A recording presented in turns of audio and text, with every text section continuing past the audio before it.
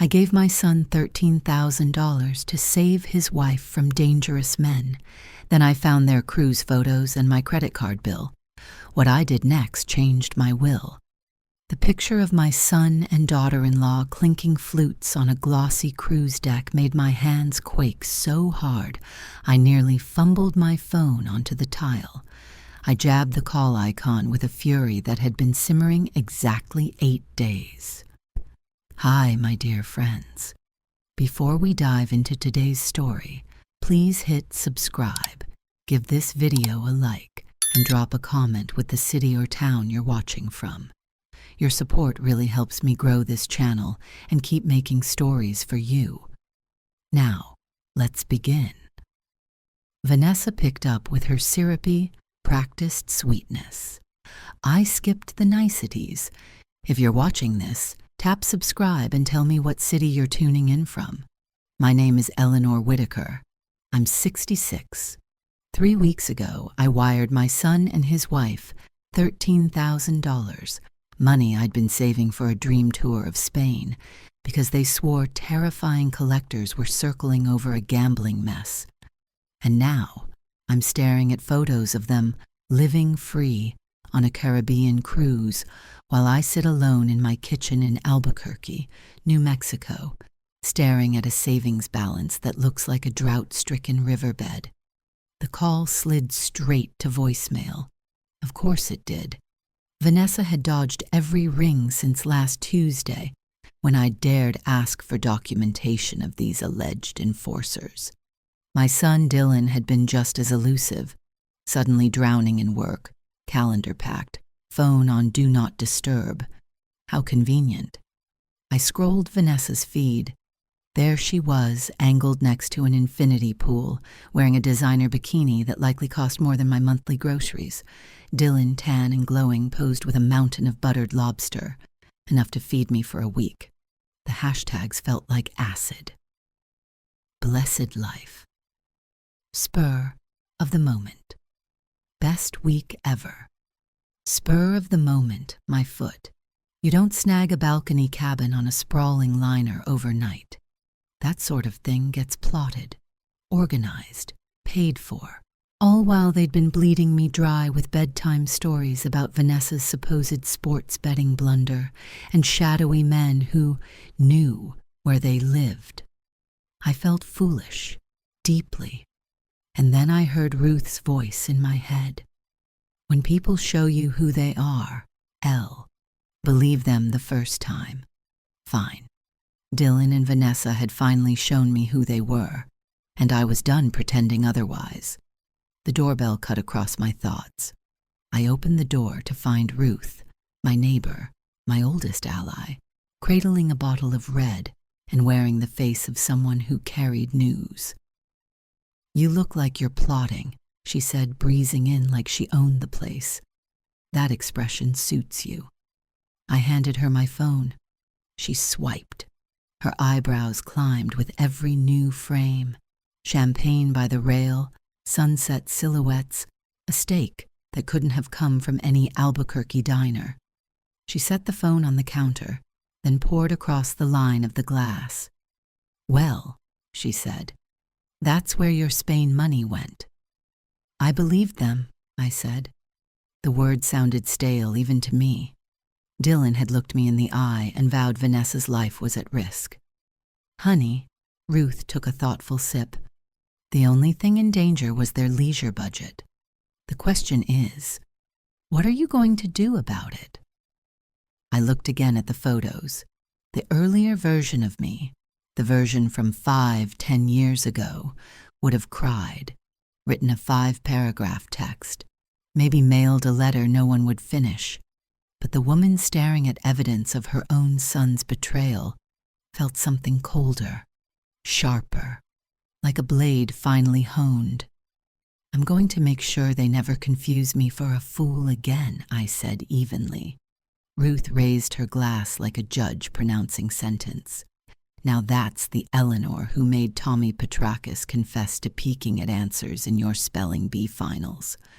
I drafted a text to Dylan. Simple, tight, guaranteed to sour every umbrella drink they ordered for the rest of the week. Saw the cruise pics. We need to talk when you're back. 3 dots appeared, vanished, returned.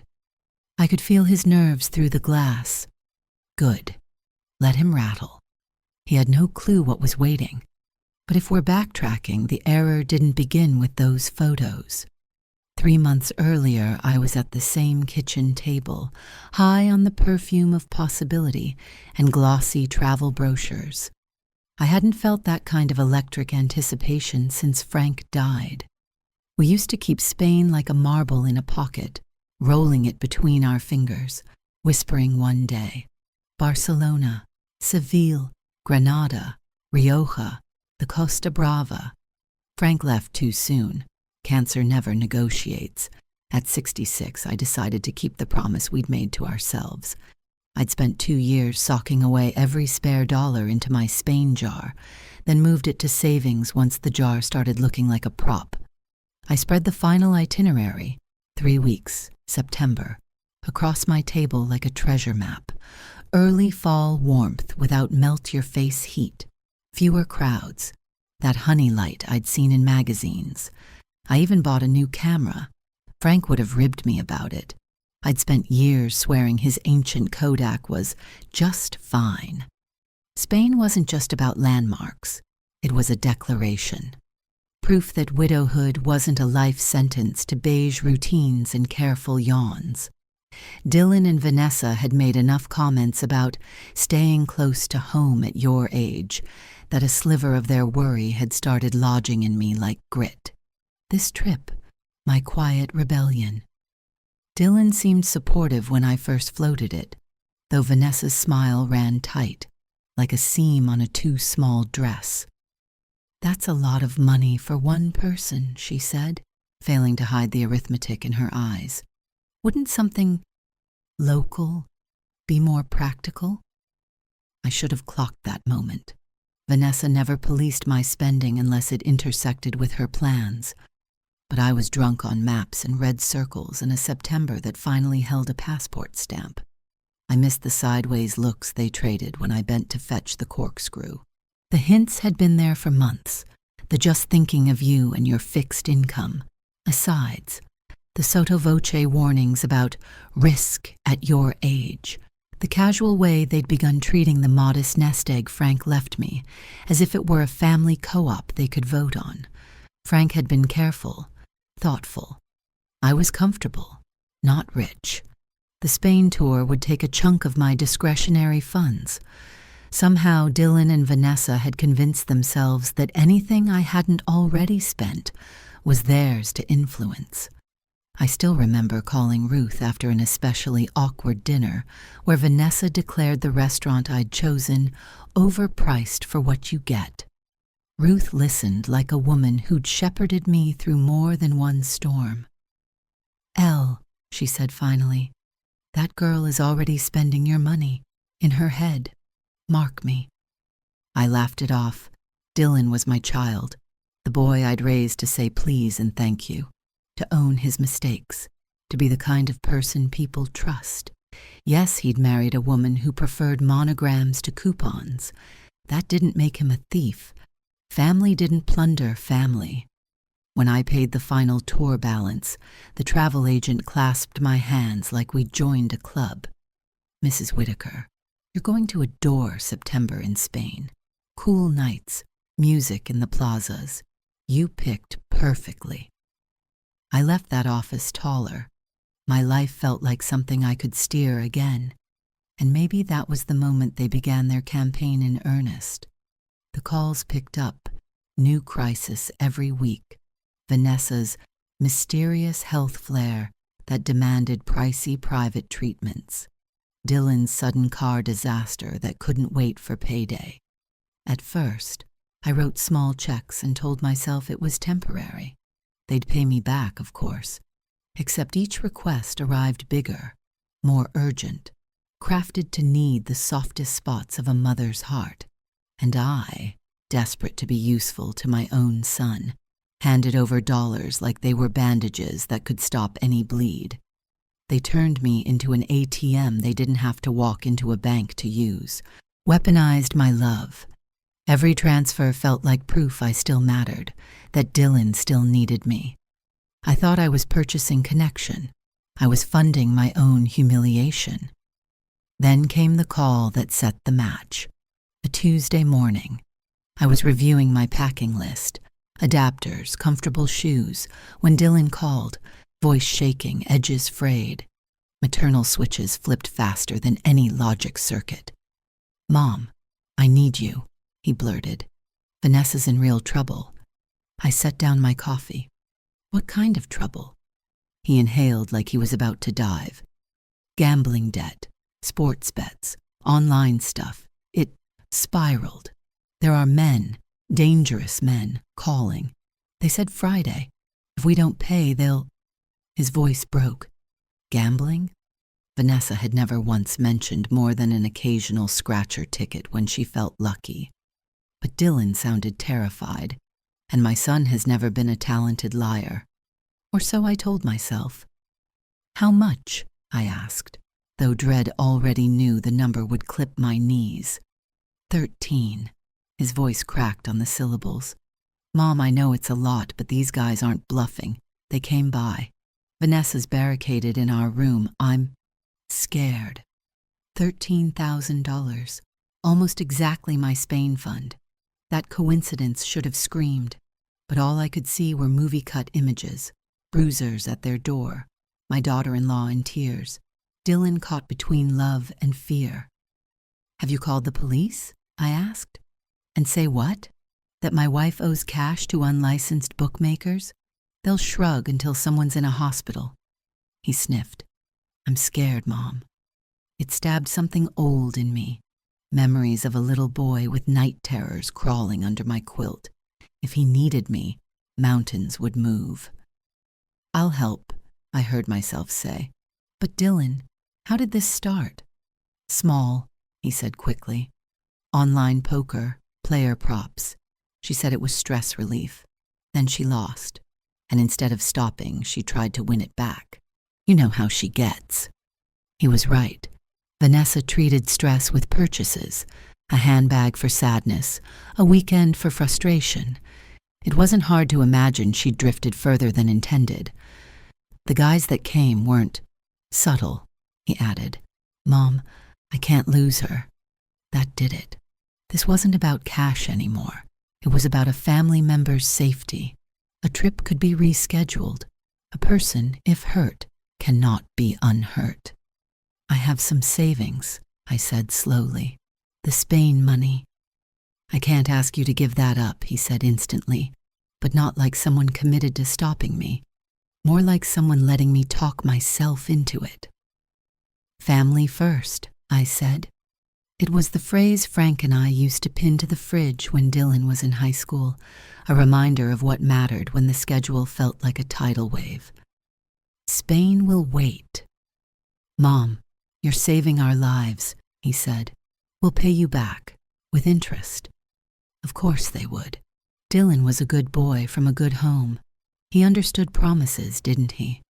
This was a one-off calamity. We'd laugh about it some Thanksgiving when Vanessa was stable and all of us told ourselves crisis had refined us. I should have demanded receipts, screenshots, names. But I was too busy inhabiting the role he'd assigned me, the rescuer. I transferred $13,000 within the hour and rang my travel agent. The cancellation fees hurt like a pulled muscle.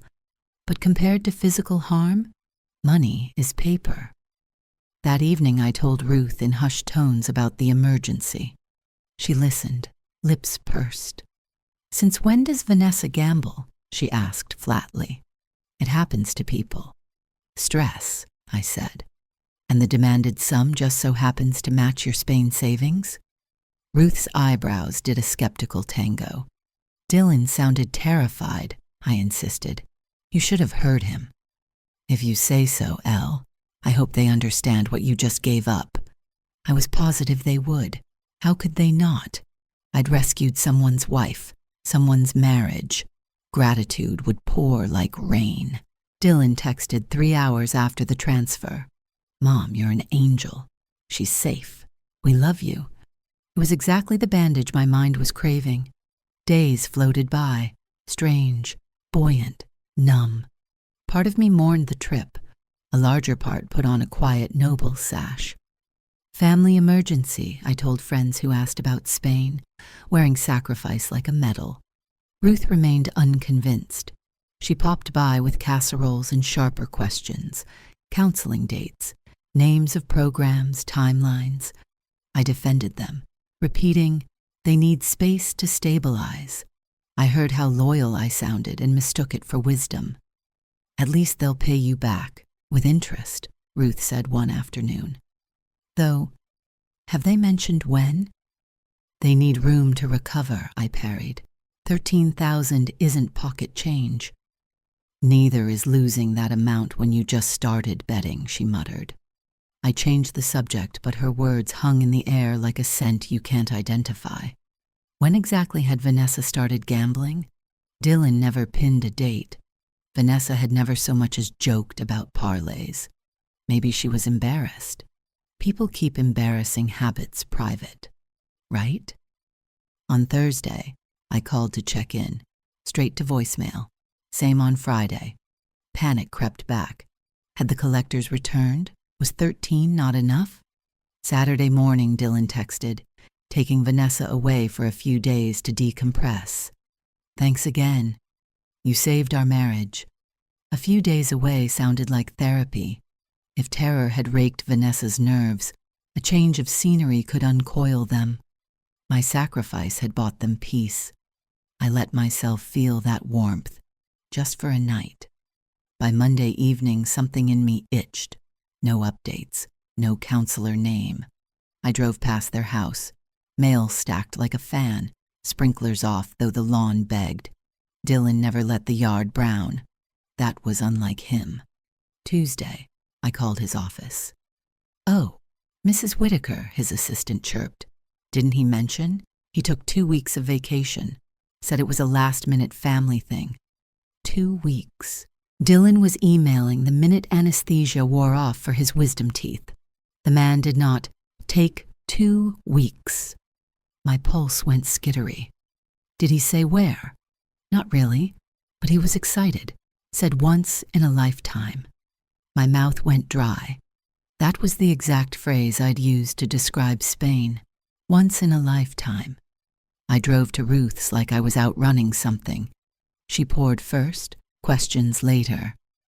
"They're gone," I said. 2 weeks, once in a lifetime. He never told me. I think they used my money to buy themselves a blissful getaway while I was home canceling dreams to save Vanessa from an addiction she never had. "Oh, honey," Ruth whispered, sympathy and fury braided together. "So what are we doing?" "Finding out exactly where Away is," I said. It took less than an hour. Vanessa loves audiences. Her Instagram was private. Her Facebook, a window wide open. The first picture hit my feed Wednesday at 3:47 p.m. Vanessa in a white sundress on the bow of a ship, ocean spraying diamonds around her. Caption, "Day 1 of our dream cruise." I'm so grateful for this surprise. My hand shook scrolling the rest. Dylan feeding her chocolate-dipped strawberries beside a blue pool bigger than my block.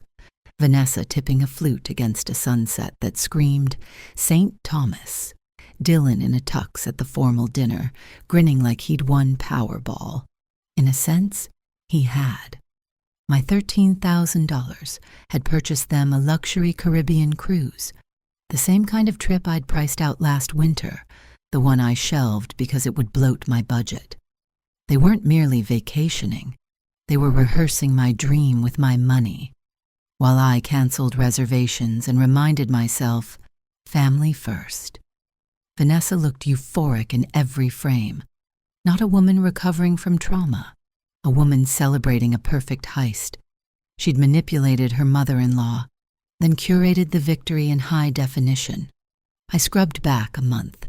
Any sign of poker nights? Sports betting jokes? Nothing. Restaurant pics.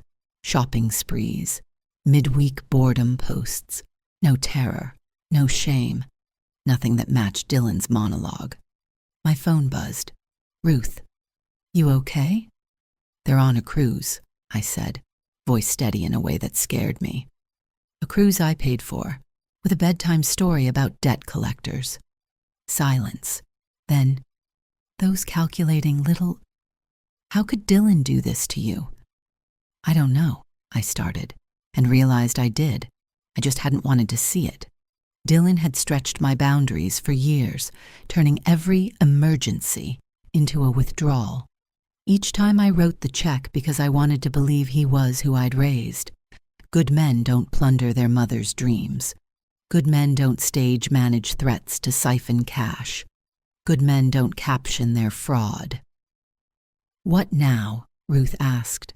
I stared at their latest upload, toasting at dinner, tanned, relaxed, utterly content. Caption: "So grateful my husband surprised me. Sometimes the best adventures are unplanned." Of course she'd frame it that way. Vanessa as the grateful wife, Dylan as the generous spouse. In her story, I was a background checkbook, if I existed at all. "I'm going to make them pay," I said quietly. "Want backup?" "Not yet. I need to think. Strategically." I sat for an hour scouring every photo, saving each one, parasailing above glassy water, a private cabana, Vanessa's arms flung wide like she was embracing the globe. My globe, my money, my postponed dream. I screen captured like a paralegal. Dinner, excursions, Wi-Fi package, proof piled up. They documented their own theft for me. Then the mail arrived. An envelope from the credit card I keep under glass for emergencies.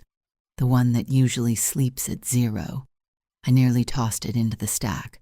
Something tugged. I tore the flap. 4,407, my brain stuttered. I hadn't used that card in 6 months. The last charge? A washing machine when mine gave up. Line items blurred into focus. Airfare to Miami, cruise add-ons, travel insurance, shore excursions in Nassau and St. Martin, onboard internet packages. Every date? The week before Dylan's desperate call. They hadn't only siphoned my Spain fund. They'd used my emergency card to upgrade their stolen holiday, while I sat refreshing my phone, worried about broken kneecaps. I called the card company. The representative was polite, firm. The charges were made with correct numbers and the right billing zip. Someone who had full access. "Any family who might have those details?" she asked. "Yes, Dylan." After Frank died, he sat at my kitchen table, reorganizing my accounts, setting up automatic payments, writing passwords on just-in-case lists. I thought it tender. Now it tasted like reconnaissance. I hung up and called my bank. 2 small transfers had left my checking account in the past month, both to online betting sites, a few hundred each. Not enough to ping. But they told a story. Tests. If I didn't notice those, why not try for the big score? And the cruelest flourish. Those small bets would create a paper trail. If I'd demanded proof of Vanessa's gambling, Dylan could have held up my own statements. "See? Look where your card went." My son had stolen from me, lied to me, constructed a narrative that used my accounts to verify his script. Something shifted inside and clicked into a position it should have occupied years ago. This had stopped being about money. This was about respect, about the most basic form of decency you can offer someone who raised you. Their fatal mistake was greed. If they'd stuck to the Spain money, maybe I would have swallowed the hurt and chalked it up to panic. But the card charges were premeditated contempt. This wasn't bad judgment in a crisis. It was an operation. Someone sat at a computer, typed my numbers, used a security code I never gave them, and clicked "Purchase" with a smile. Ruth arrived minutes after I called. She scanned the statement, then the bank printouts. "That son of a..." "It gets worse," I said, spinning the screen. 2 micro bets from my checking last month. Then, boom, the airfare, the excursions, the upgrades. Ruth's jaw tightened. We're not ladies who clutch pearls. We're ladies who make lists. I nodded. Cold anger hardened into something smooth and utilitarian. I need your help. No tears, no scenes, just a plan. What's the homework? I want their whole cruise mapped. Ports, return time, hotel, the flight back. I want to know precisely when their key hits their front door, without them suspecting we know anything. Ruth smiled, all veteran teacher satisfaction. I didn't spend 40 years catching cheaters to retire rusty. 3 hours later, we had it. 12-day cruise. Return to Miami on Saturday. 1 night at a nice hotel to decompress. Then home late Sunday. Which meant by supper on Sunday they'd be tan, happy, and expecting applause. They didn't realize I'd assembled receipts like fence posts around them. They didn't know about the woven timeline, the bank captures, the glossy album of their own proud confessions, all time-stamped. More importantly, they didn't know what I intended for their homecoming. By Sunday at 7, I was positioned at my living room window with a clear line to their driveway. Ruth sat beside me, a thermos of coffee and a look in her eye that said I wouldn't miss this. "You sure you don't want company for the finale?" she asked again. "I need to deliver it alone," I said, "but you're my co-author." At 7:15, Dylan's Honda rolled into place. Even at that distance, I could see the lazy choreography of 2 people returning from a dream week. Vanessa unfolded from the passenger seat, cat-like stretch. Dylan hauled suitcases, laughing at something hers said. They looked like every romance ad for a cruise line, not like thieves whose vacation had been financed with someone else's future. I waited 30 minutes, enough time to unfurl clothes and assumptions. Then I crossed the street and rang their bell. Dylan opened the door, eyebrows lifting. "Mom, what are you doing here?" "I wanted to welcome you home," I said, light as pastry. "I've been so worried about Vanessa, after that frightening situation with those, collectors. How is she?" For a beat, confusion wobbled across his face. Then he remembered the script. "She's much better. Time away really helped." "I'm relieved," I smiled. "May I come in? I brought some photos." Vanessa patted out, sun-kissed and glowing, exactly like her timeline. "Eleanor, you didn't need to check on us." "Oh, but I did," I said, stepping into the living room without waiting for the invitation that wouldn't come. "I have so much to share." I pulled out my phone and as sweetly as I could manage, swiped to screenshots. "I'm just thrilled to see you safe," I said. Radiant, actually, in every vacation picture. Silence. Vanessa blanched, flushed, blanched again. Dylan sank, gaze flicking from me to the phone like he was comparing alternate endings. "I can explain," he started. "I'm sure you can," I said, holding up a palm. "Explanations have been your strong suit lately. But before we get to your chapter, here are a few of mine." I spread printed pages across their coffee table, the card statement with Miami airfare, the excursion bundles, the Wi-Fi packs purchased days before his "Mom, I'm terrified" call, then the bank printouts, small transfers to betting sites, dated to lay tracks for the con. Dylan dropped onto the couch, air rushing out. Vanessa stayed standing, fingers trembling just enough to betray her nerves. "Mom," he tried. "From where I sit," I said evenly, "it looks like you planned a cruise, realized you couldn't pay for it, then targeted the person most likely to say yes. It looks like you used my emergency card for extras and my love for cover. It looks like you told me a story about thugs at your door while pairing wines at dinner." Vanessa finally found her voice. "You don't understand the context. Help me understand how emptying my savings and using my card, without permission, slots into a context where I clap. The fight bled out of Dylan. His shoulders slumped. He looked like a boy caught with crumbs on his face and a missing pie on the sill. "We needed the break," he said, hoarse.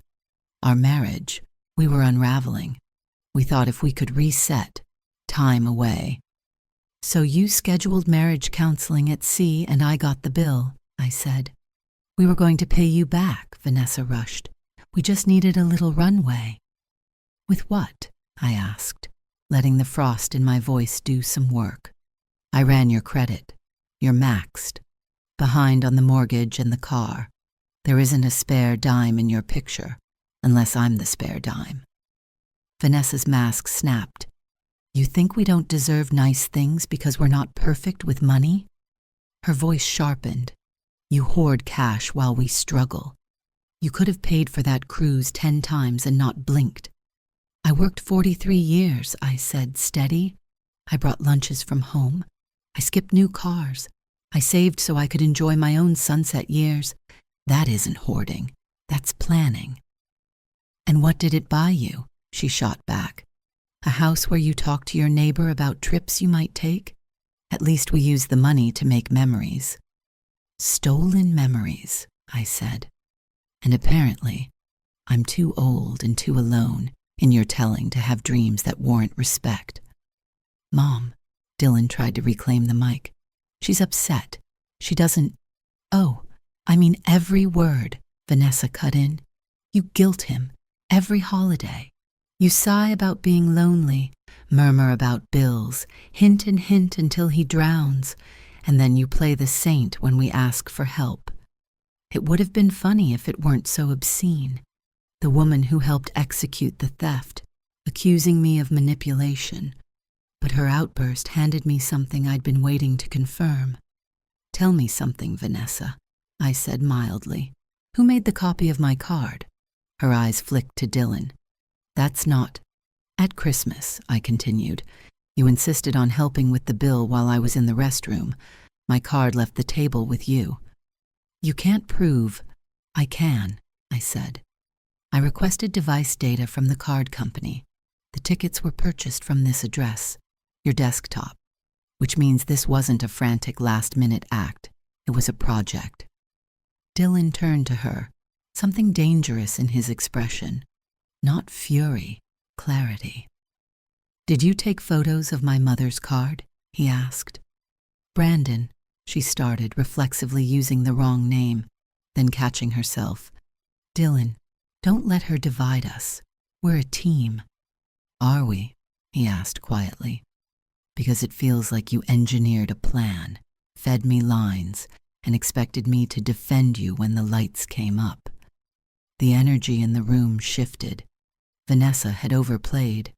Dylan was doing math on a chalkboard in his head, and for the first time in months, he was carrying all the ones.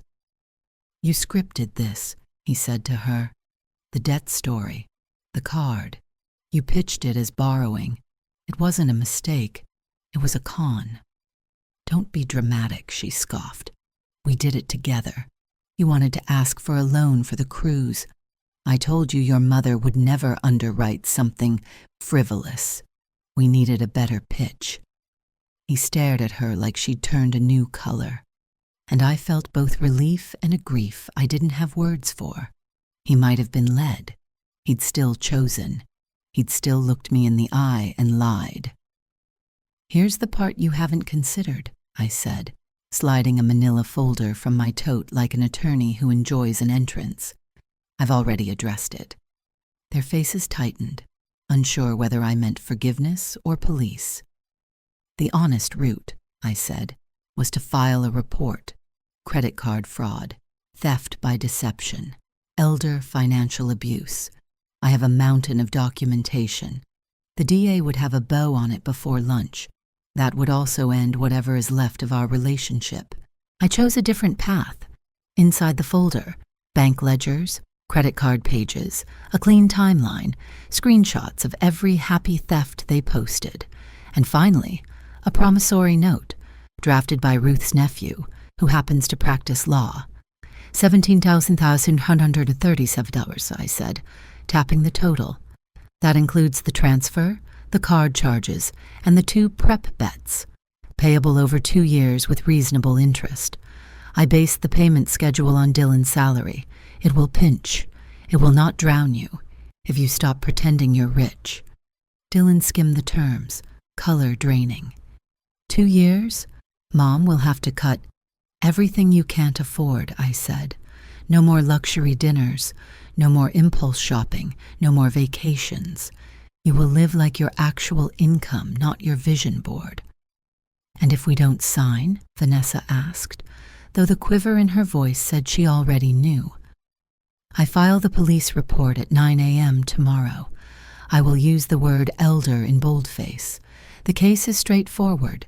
Dylan will lose his job. Both of you will collect a record you cannot scrub. The clock on their mantel clicked. They tried to find a trap door, a loophole, a technicality. There wasn't one. There's a clause, I added.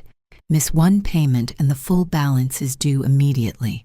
And I revived the criminal option. You don't just owe me dollars. You owe me proof you can live within what you actually make.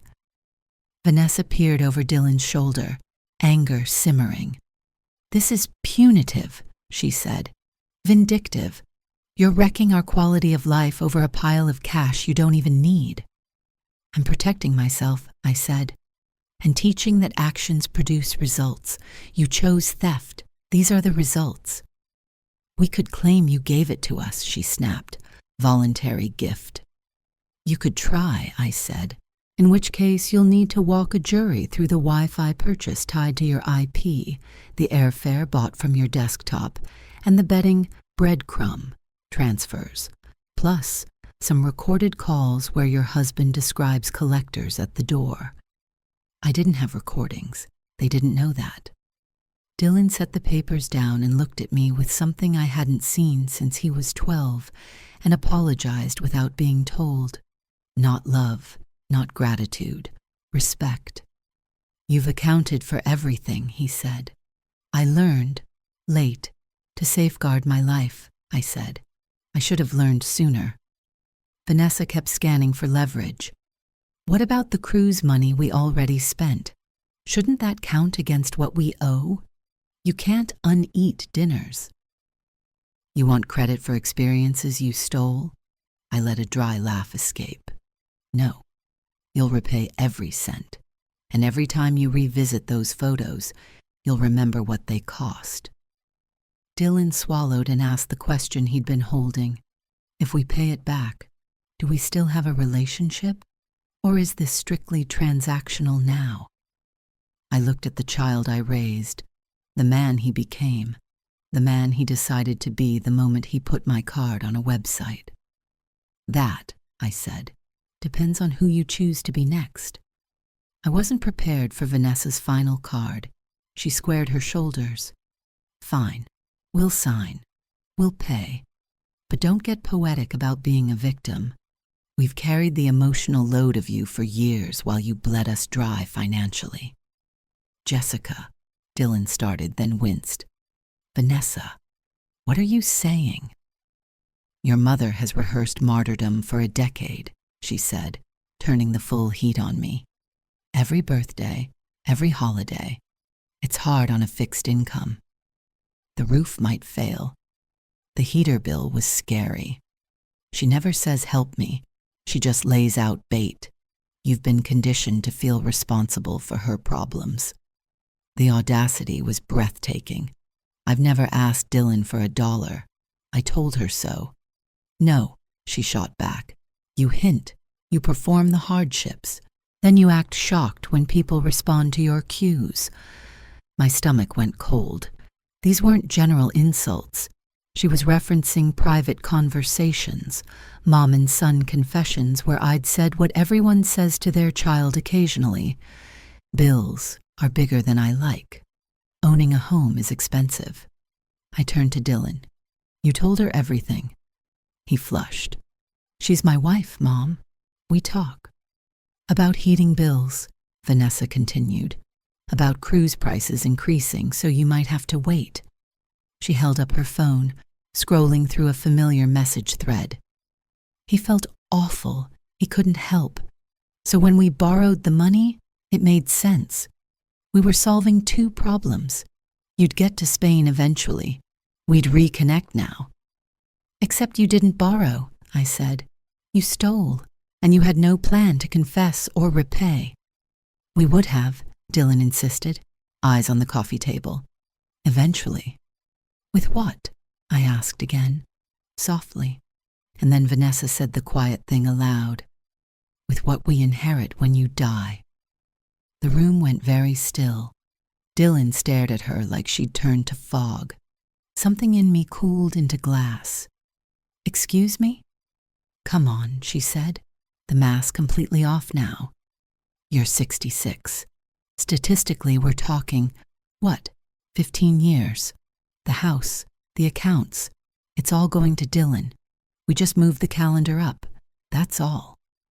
Vanessa, Dylan whispered. Our reality, she countered, is that your mother's money becomes ours. Using some now, when it actually helps our life, makes sense. We would have replaced it. If she weren't so obsessive about checking every statement, we wouldn't even be here. I studied the woman my son married. I realized I'd been far too lenient. You just made an expensive error, I said. I took out one more document. Change of plans. They both leaned in. This, I said, is a revised will, drafted this morning. Dylan's face drained. Mom, what did you do? I protected the future from repeat offenses, I said. The old will left everything to you, because I believed you would honor my memory and steward what your father and I built. Recent events suggest a correction. Vanessa scanned frantically for her name. Not there. She hunted for Dylan's. She found it, but not where she wanted. Her face twisted. You can't. I'm not leaving everything to charity, I said calmly. I'm creating an education trust for my grandchildren, managed by independent trustees who will release funds strictly for school. Dylan will receive a modest inheritance, meaningful but not life-warping. $50,000. The remainder, about $400,000, goes to schooling, books, tuition, not handbags, not cruises. Vanessa tossed the papers like they were contaminated. This is insane. We're your family. We're the ones who look after you when you're old. Based on what record, I asked? On the week you drained me dry and posted your loot? On the lie you told about men at your door? That's different, Dylan said, but the conviction in his voice had bled out. Is it? Or is it what happens when entitlement meets opportunity? I asked. Vanessa just told me she sees my savings as an advance on my death. I let the word death linger. That's not caretaking, that's predation. They stared at the table. They stared at me. I let the silence do its job. This isn't fair, Vanessa tried again, weaker now. We made a mistake. You ran a months-long scheme, I corrected. You studied my habits. You copied my card. You planted betting transfers to backstop your script. You terrorized me with fake threats. And you posted your victory. Dylan found his voice. Do we still owe the $17,137 if the inheritance changes? Oh, absolutely, I said, gathering my documents with new lightness in my bones. Debts aren't redeemed by hypothetical future windfalls. Vanessa's pitch climbed half an octave. So we pay you back money we won't even inherit later? That, I said, is the precise definition of consequence. I stood. You have 24 hours to sign the note or meet the detective assigned to my case file. Either way, the will stands. This is vindictive, Vanessa hissed. This is corrective, I said. The children will be educated. That was always the point of money in our family, to build, not to burn. Dylan walked me to the door. His face held resignation and something else. I deserve this, he said quietly. You deserve the weight of the choices you made, I said. Whether you grow under it is up to you. Back in my kitchen, Ruth was waiting with a triumphant smile and an open bottle. "Well?" "Better than I dared hope," I said. Vanessa said the quiet part. Dylan finally saw her clearly, and the will do what it should have done all along. Ruth raised her glass. "To consequences." "To consequences," I echoed. 3 months later, a breeze pushed the scent of rosemary across a terrace in Andalusia as I watched the sun melt into the hills like butter. I'd booked Spain using money from Dylan and Vanessa's first payment on the note. Poetic, delicious, restorative. My phone buzzed. "Mom, I signed the divorce papers today. I'm sorry. Maybe when I finish paying you back, we can try again. Maybe we can enjoy your fresh start," I typed. "Not every bridge can be rebuilt, but a person can choose to learn." I was curious which road he'd take. The waiter set down handmade pasta. Not Italian tonight, but a silky fideuà with local seafood that cost more than Vanessa used to drop on a midweek treat. I chewed and thought about the woman I'd been. Lonely, eager to be useful, even to people who mistook me for a resource. She was gone. In her place stood someone who finally understood. Love without guardrails is not love. It is surrender. I had learned the difference between being a good mother and being a welcome mat. The view from the other side of betrayal? Unexpectedly spectacular. Dylan and Vanessa showed up the next afternoon 10 minutes before the deadline, the way people do when they want to suggest they're punctual without giving you the satisfaction of seeing them early. Ruth wasn't there. I'd asked her not to be. The lawyerly nephew had emailed a version of the note with e-signature blocks, but I printed hard copies anyway. Paper has a way of feeling heavier when it's wronged. Vanessa came in first. Sunglasses on inside, hair pulled into one of those ponytails that say, "I don't care," precisely because she cared deeply. Dylan followed, less color in his face than I'd ever seen. He didn't look at the photos of Frank and me on the mantel. He didn't look at the Spain brochures, still rubber-banded on the counter like a lesson plan. He looked at the pen on the table like it was a syringe. "I added one modification," I said evenly. "Automatic payments on the 15th. If the funds aren't there, the bank tries once more on the 18th. If it bounces twice, the acceleration clause triggers on the 19th at noon. Clear?" Vanessa's mouth twisted. "We're not toddlers." "Then it shouldn't be a problem," I said. "Initial here." Dylan took the pen. His hand shook. He initialed, signed, dated. Vanessa scrawled her name like a threat. When it was done, I slid one copy into a folder with a labeled tab. The other 2 copies were already stamped and addressed. One for Ruth's nephew, one for my safe deposit box. "We'll pay it," Dylan said. He sounded like someone promising not to drink on July 4th. "We'll do the work." "I hope you do," I said. It's the only way any of this has a chance to stop echoing. Vanessa stood, scraping her chair. "You think this makes you better? You used money to control him just like you say I did. You just wear nicer language." "I used boundaries," I said quietly. "You used theft." Her eyes flashed. For a second, I saw the person beneath the tailored resentments, a kid who had learned early that pressure gets results. She wanted me to flinch. I didn't. She left, door swinging. Dylan lingered. "I don't know when I started lying and didn't stop," he said finally. "I just know I woke up on that ship and couldn't look in a mirror." "You could start by telling yourself the full sentence," I said. "You didn't just lie. You also stole." He winced, then nodded. "I stole." "I raised you to know what that word means," I said. "You can choose to become the person who corrects it." He held my gaze. "I'm going to." After they left, I poured myself a glass of water, not wine. I wanted to feel every cell. I called my bank. We set up fraud alerts so aggressive they would ping me if someone sneezed near my account. I moved my primary checking to a credit union I could walk to. I froze my credit. I changed every password, every security question, every favorite teacher, and first car. I bought a small fireproof safe for the house and put the passport, the will, the trust paperwork inside, along with Frank's old watch. For the first time since he died, I didn't feel like I was pretending to be a grown-up filling his shoes. I felt like a grown-up. Ruth came by as the printer whirred out confirmation pages. "Look at you," she said, smiling softly. "You look taller." "Is that how justice fits?" I asked.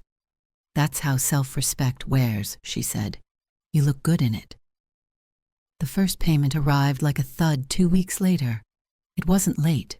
It wasn't early. It simply landed, an amount that would have been a lot 5 months ago, and now felt like an apology written in numbers.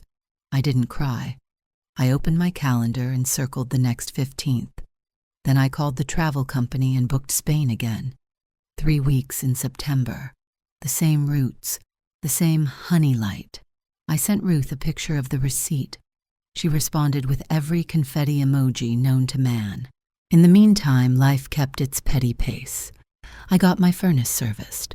I had coffee with Elaine from choir who wanted to know if I was really okay, the way people ask when they want you to give them permission not to worry. I said yes. I meant, I'm learning to be okay. Dylan texted once a week that first month. Nothing dramatic. Proof of life messages. Made the payment. Started a budgeting app. Seeing a counselor at work.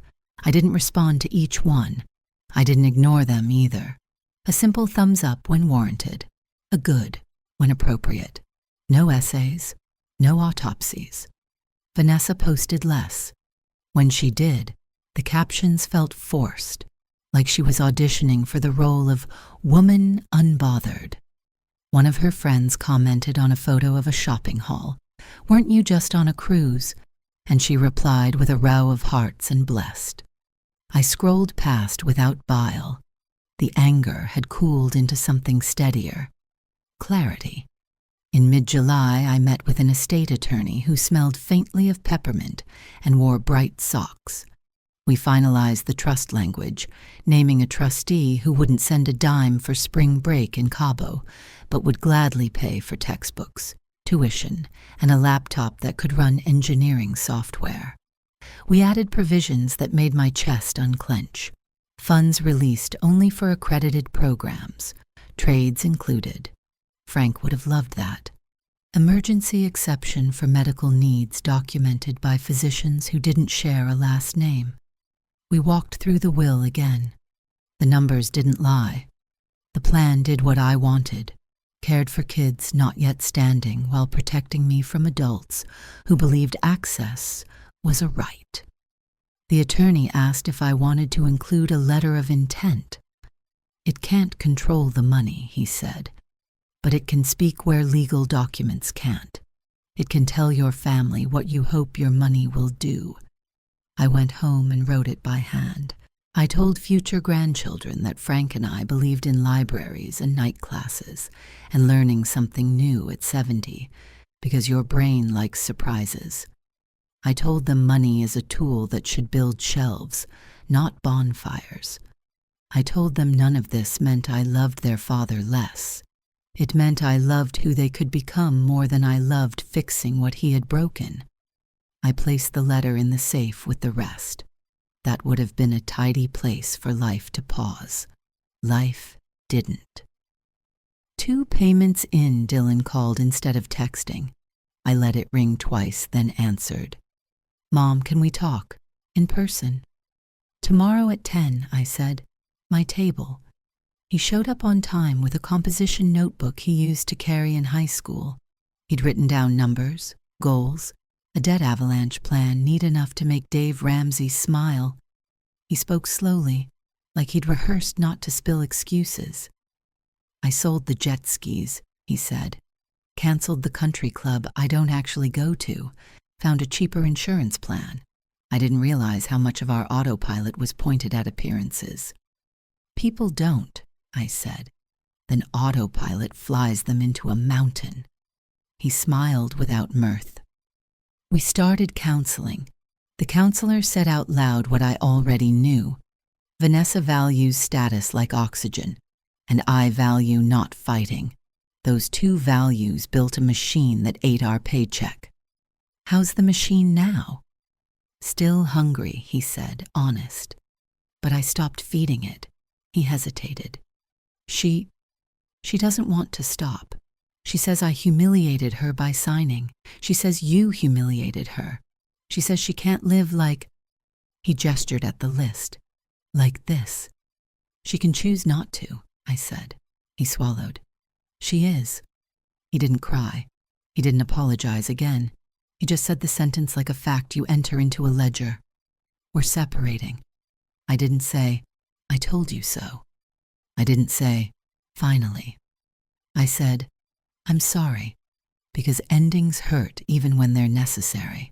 And then I said, I hope you keep telling the truth after the paperwork is done. He nodded, eyes cast down. On his way out, he paused at Frank's photo and touched the frame.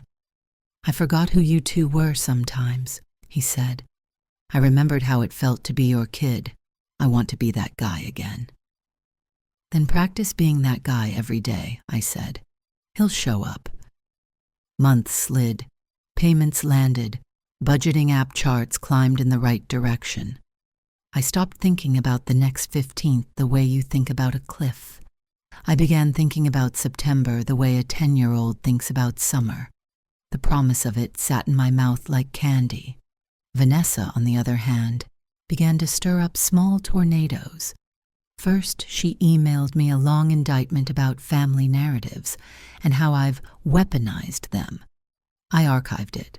Then she posted a vague, accusatory paragraph about elderly manipulation, which her college roommate liked, and her manicurist applauded with 3 clapping hands. I scrolled, shrugged, and watered my basil.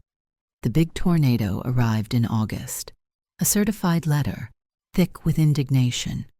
Her lawyer accused me of undue influence and demanded we restructure the will to reflect a more equitable distribution to the natural heirs.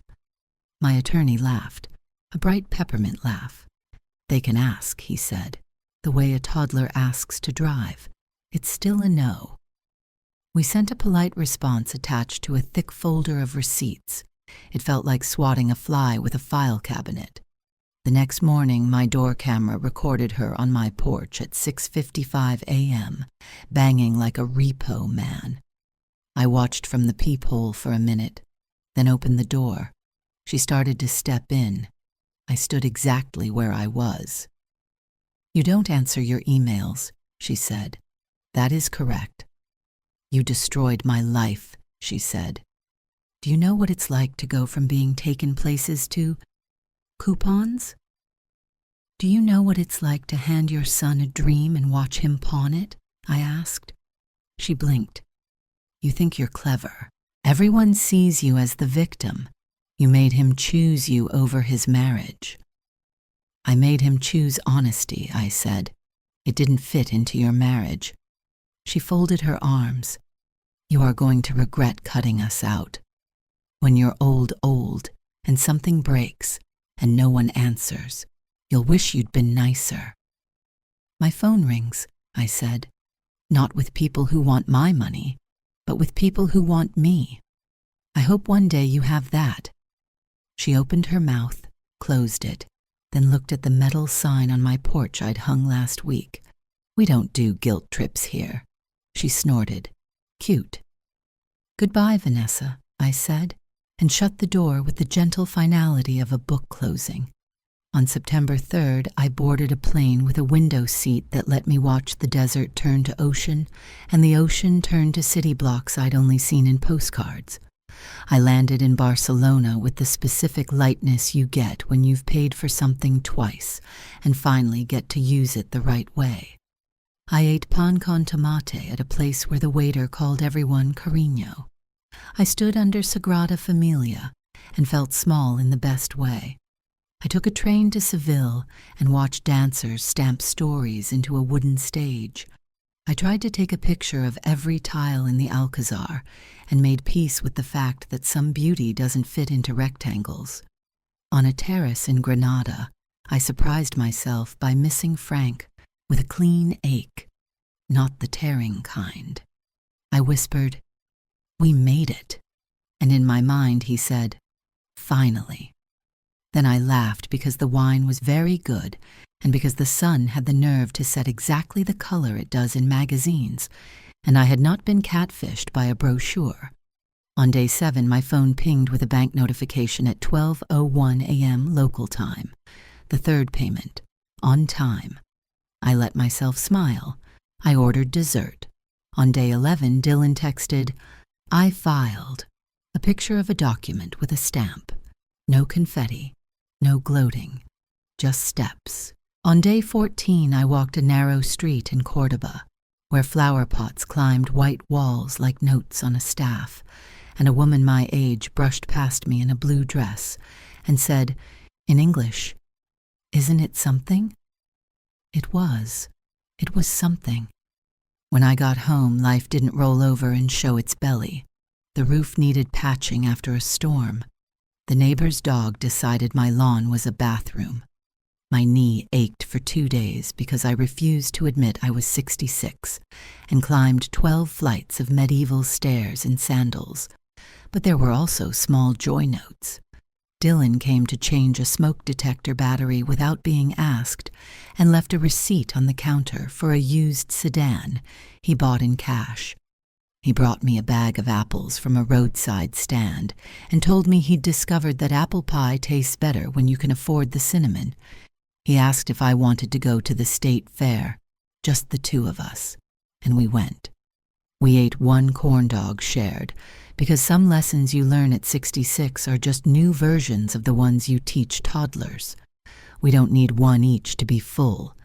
His counselor, who he says is very good at making silence feel productive, told him a sentence I wrote on a sticky note. Guilt is a terrible carpenter. Everything it builds collapses. I stuck it inside my pantry door next to the grocery list. Every time I reached for flour, I saw it. I baked more, not because I was soothing anything, but because the house smelled like Saturdays when Dylan was little, and good smells are not a crime. In November, Vanessa tried one more time, this time by proxy. Her mother called from a number that started with a city I used to fly through for work. She wanted to talk, woman to woman. I let her. She told me how hard this was for her daughter. I told her how hard fraud is for me. She told me we should be kind.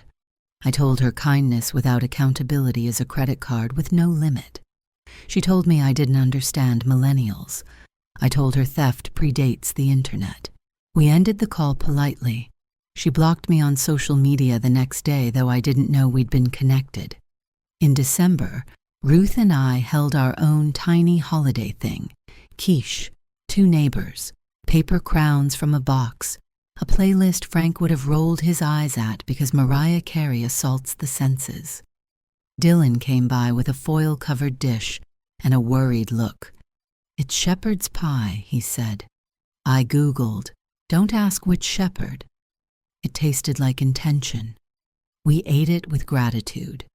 He washed dishes without asking, wiped the counters, kissed my forehead, and left before midnight with a hug that didn't apologize and didn't ask for anything either. Somewhere in those weeks, I realized the most surprising thing. Forgiveness had slipped into the house without knocking. Not the cheap kind that pretends nothing happened. The kind that says, "I'm not holding this blade to my own throat forever." I picked it up, examined it, decided I could keep it. It didn't require me to abandon boundaries. It just kept my hands from cramping around a rope that wasn't pulling anything useful. The 4th payment cleared on the 15th like a drumbeat. Dylan texted a photo of a spreadsheet with green check marks and a caption. "Halfway to current on the car. Debt snowball is slow, but it's rolling. I sent back a single sentence, proud of the boring parts. He replied with a single emoji I hadn't seen him use since he was 13. A thumbs up. In January, I joined a walking group that meets at the park at 7. The first morning was colder than any rational person would choose, but the leader wore mittens and a smile and said, "We'll warm up." We did. There's something about moving your feet next to other women's feet that makes conversation honest, without being heavy. I learned a recipe for lentils that doesn't taste like penance. I learned the name of a bird that sounds like it's laughing at you. I learned that some of the best sentences start with, "at my age." One Saturday, Elaine from choir brought a friend who recognized me from the sandwich shop. "You're the one with the stories," she said. I opened my mouth to disclaim it, then closed it. "Maybe," I said. "Depends on the day." On a Tuesday in March, I sat on my porch with a chipped mug of tea Frank had hated because it leaked when you weren't paying attention. The sky was the bruised blue it gets before a storm, and a kid on a skateboard rattled over the sidewalk seams like he was stitching my block back together. The mailman brought a small envelope addressed in Dylan's handwriting. Inside, a photograph. Him in a cheap suit, signing papers next to a woman in a clerk's office who looked like she lost the will to smile in 2009. On the back he'd written, "I'm not proud, I'm learning." I put the photo in the drawer with batteries and scotch tape, where things go that you need sometimes and don't want to lose. By May, the promissory note was half paid. Dylan's face had more quiet in it. He started showing up with practical gifts. A new hose nozzle, the right size air filters, a box of light bulbs that actually matched the fixtures. He fixed the hinge on the back door Frank had always meant to fix, then laughed and said, "I guess there are things Dad didn't finish." We stood in the doorway, the hinge moving smoothly, and didn't say all the things you say when you mean we're trying. On a Sunday afternoon in June, he surprised me with 2 tickets to a flamenco show in the old theater downtown. I started to protest that we didn't need a show to remember Spain, and he said, "It's not about Spain, Mom. I wanted to sit next to you somewhere and be moved by the same thing at the same time." We went. The dancer's heels hit the wood like heartbeats. He bought me a soda water at intermission because neither of us needed wine to feel something. When the second autumn after the cruise rolled around, something happened I wouldn't have bet on with someone else's chips. Vanessa sent a short message. Not a threat, not a tantrum. I signed the papers. "I'm moving to my sister's. I will mail the last few things. I will make my payments until the note is done. That's all. No hearts, no knives." For the first time, she sounded like a person in a room with herself, not an audience. The note finished in month 22, 2 months early. Dylan had taken a seasonal job delivering packages and threw every bonus and overtime hour at the balance. He sent the final payment at 6:02 a.m. and stood on my porch at 8:30 with 2 bagels and a look like he wanted to breathe differently. "Paid," he said. "Paid," I echoed. We didn't high-five.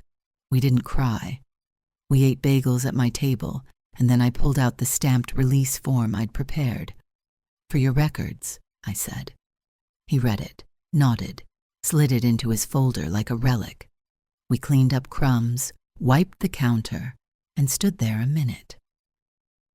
"Do you ever think about what it would have been like if we just asked you for help planning a trip we could actually afford?" he asked. "All the time," I said. "We could have rented a cabin by a lake, made sandwiches, spent $50 on canoe rentals. You wouldn't have owed me anything but sunscreen." He snorted. "We were allergic to sunscreen." "You were allergic to the truth," I corrected, and he grinned, sheepish and proud at the same time. "Less so now." He glanced at the Spain photos pinned to a corkboard above my desk. "You went," he said, like he still needed to say the words out loud. "I did," I said. "With money that was mine." He nodded. "Good." A week later, my walking group insisted on a potluck in my backyard because hostess duties are good for your posture, according to Gloria, who is 80 and can plank longer than I can hold a thought. We ate salads that tasted like someone's mother taught them to salt lettuce. We traded recipes. We told truths you can only tell to women who know exactly what it costs to keep standing. When the sun tumbled behind the fence, I pulled out my phone and hit record. "If you made it this far, thank you for listening," I said to the little red dot. "If this story knocked on anything in you, do me a favor. Hit subscribe, throw a like, and tell me where you're watching from. I read the cities. They make the world feel smaller and kinder." I meant it. Names of towns are my new postcards. Late that night, I sat on the steps and watched moths sacrifice themselves to the porch light. I used to think that was a metaphor for love. Now it just looked like a bug that hadn't learned electricity is not a moon. We can learn, I thought, even at 66. My phone buzzed. A message from an unsaved number. "This is Vanessa. Don't worry, I'm not here to fight. I started a job at a dental office. It's not glamorous. They like me because I'm good with people. I made this month's payment without holding my breath. I thought you'd want to know I'm okay." I considered all the things I could say. I typed 2 words, "I'm glad." Then I put the phone face down and looked up at a sky that didn't owe anyone a favor and still gave us stars. I don't pretend my life is immoral. It's a collection of days where I choose not to be the easiest mark in the room. It's a kitchen table where hard conversations happen and no one flips the table. It's a safe with papers and a letter about what money is for. It's a son who knocks before he comes in now, not because he's a stranger, but because he learned the difference between access and welcome. Sometimes I still pause in travel aisles and touch the handles of suitcases like I'm reading Braille. Sometimes grief crawls into bed and puts a cold foot against my calf. Sometimes anger knocks like a neighbor you don't want to let in. I open the door, hand it a glass of water, and tell it can stay for exactly 8 minutes. Then we're done. On a mild evening this spring, I poured a splash of red into a chipped glass and carried it to the porch. The hinge on the door didn't squeal. The air smelled like rain deciding. Somewhere down the block, a radio played a song Frank used to mangle the lyrics to make Dylan laugh. My phone sat silent on the table. I didn't need it to glow at me.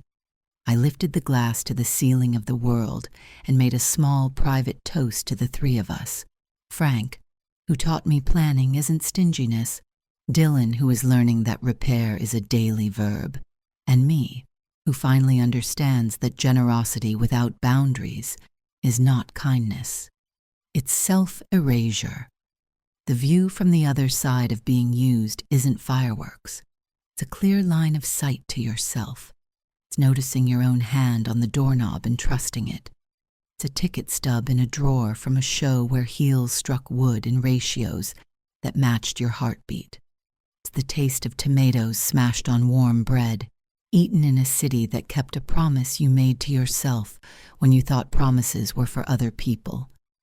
If you're listening and you need permission to draw a line, consider this it. Draw it. Paint it if you must. You're allowed. Thank you for staying with me. Don't forget to subscribe. Give this story a like if it helped you hold your own line, and tell me what city you're watching from. Your voice matters more than you think.